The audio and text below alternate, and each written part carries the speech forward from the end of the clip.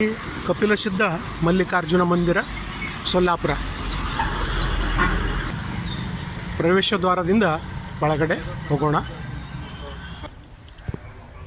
ಸಿದ್ಧರಾಮನ ಆರಾಧ್ಯ ದೈವ ಕಪಿಲಸಿದ್ಧ ಮಲ್ಲಿಕಾರ್ಜುನ ದೇವಾಲಯ, ಬಾಳಿವೇಸ, ಸೊಲ್ಲಾಪುರ.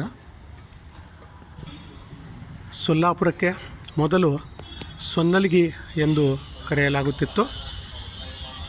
ಈಗ ಬಾಳಿವೇಸ್ ಏರಿಯಾದಲ್ಲಿ ಇರುವಂಥ ಈ ಮಲ್ಲಿಕಾರ್ಜುನ ದೇವಾಲಯ ಇದು ಇತ್ತೀಚಿನ ದೇವಾಲಯ ಎಂದು ಹೇಳಲಾಗುತ್ತದೆ.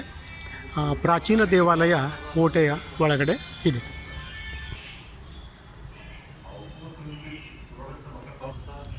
ವಿಶಾಲವಾದಂಥ ನಂದಿ ವಿಗ್ರಹ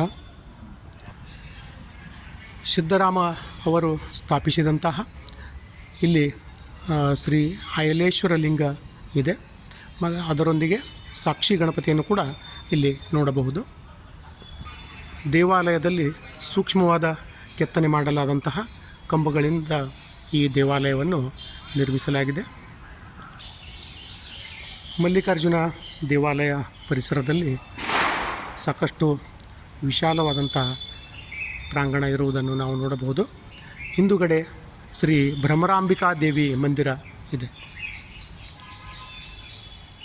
ಮಲ್ಲಿಕಾರ್ಜುನನ ಪತ್ನಿ ಶ್ರೀ ಭ್ರಮರಾಂಬಿಕಾ ದೇವಿ ಮಂದಿರ.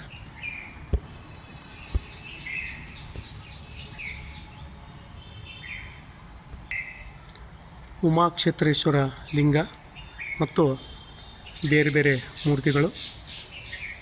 ಹನುಮಾನ ಮೂರ್ತಿ ಇತ್ತೀಚೆಗೆ ಸ್ಥಾಪಿಸಲಾಗಿದೆ ಎಂದು ಅನ್ನಿಸ್ತಾ ಇದೆ. ನವಗ್ರಹಗಳು,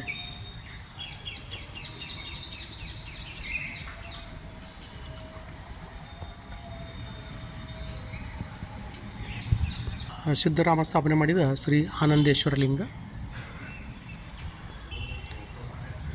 ಸಿದ್ಧರಾಮ ಅವರ ಜನ್ಮಸ್ಥಳ ಶ್ರೀ ಸೊನ್ನಲ್ಗಿ ಸಿದ್ದರಾಮೇಶ್ವರ ಮಂದಿರ ಇದು ಸಾಕರಪೇಟೆಯಲ್ಲಿದೆ. ಅದರ ಒಂದು ಬ್ಯಾನರ್ ಇಲ್ಲಿ ನೋಡಬಹುದು.